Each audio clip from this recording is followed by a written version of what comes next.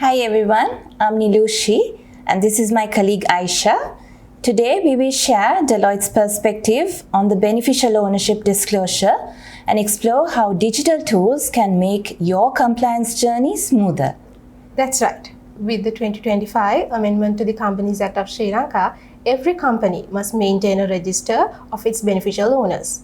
At Deloitte, we are planning to use technology to meet the new legal requirement for beneficial ownership disclosure. By this, we are not just staying compliant, we are building more transparent and responsible business.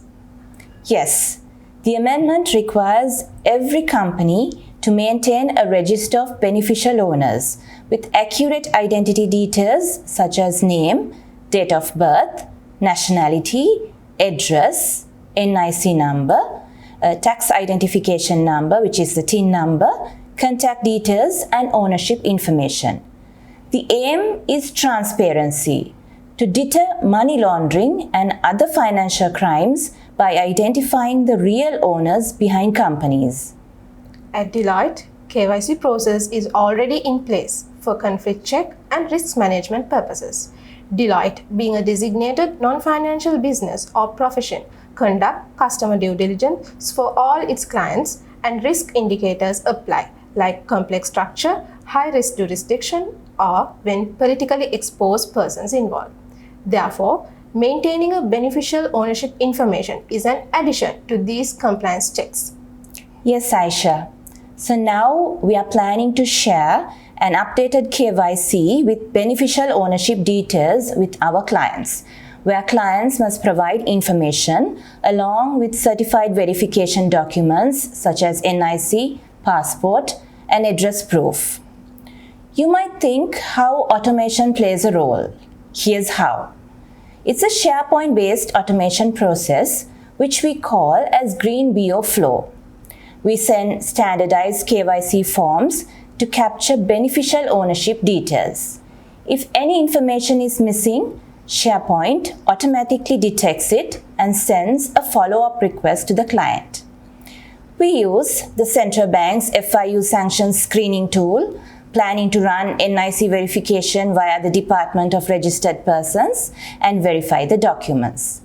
Based on verified beneficial ownership details and screening outcomes, clients are classified into risk levels.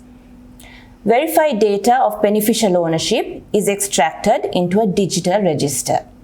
Records are retained for 10 years in a cloud storage as required. Access is role-based to support Personal Data Protection Act compliance. So, is Green BO flow a one-time process? No, we are not stopping at that. Along with our annual KYC review, which is in place, we are planning to obtain updated beneficial ownership details via the automation process. Apart from that, SharePoint triggers reminders for clients to confirm or update beneficial ownership, and whenever we are informed by our client regarding a share issue, share transfer, or shareholding involved group restructuring, our team updates the event in SharePoint, which automatically requests a fresh KYC with an update on beneficial ownership. This is a demonstration of our Green BO flow.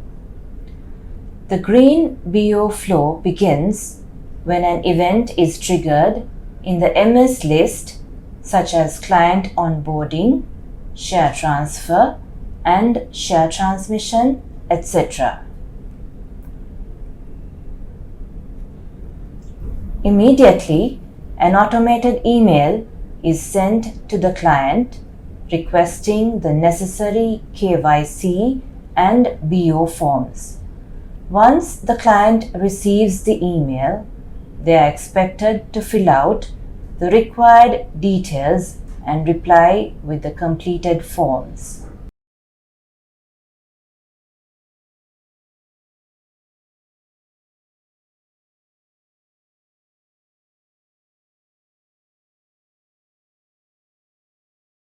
If the submitted forms are duly filled, the person in charge receives a confirmation email indicating successful submission.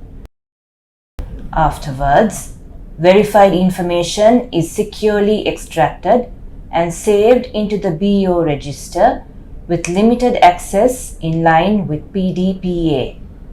This flow automatically detects partially filled forms and sends email to the client requesting corrections. So Nirushi, this isn't just ticking boxes. It's a core element of good governance, and automation is the smartest way to manage it. While understanding the importance of this, Deloitte is taking a proactive approach to identify the risk level of each client based on their shareholding structures for internal purposes. Companies with direct beneficial ownerships are classified as low risk. Companies with indirect beneficial ownership with 2 layers are classified as moderate risk, and companies with complex and layered beneficial ownership and or with politically exposed persons involved are classified as high risk. According to risk levels, our surveillance differs, such as collecting updated beneficial ownership details on a quarterly basis for high-risk companies.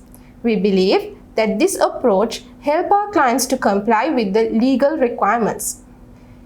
In this context, Deloitte views this beneficial ownership disclosure through environmental, social, and governance, the ESG lens. For environmental, reducing carbon emission with no use of paper. For social, protecting individual right in line with personal data protection. For governance, increasing public disclosure to ensure transparency. Yes, absolutely, Aisha. With that, we are turning a regulatory requirement into a governance advantage and a sustainability win. The new Amendment Act has raised the bar for corporate transparency.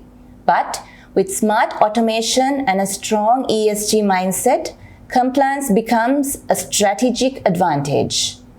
Now onwards, any changes in shareholding structure, you will need to pause, think, respond. This is how we are going to reform today for a resilient tomorrow.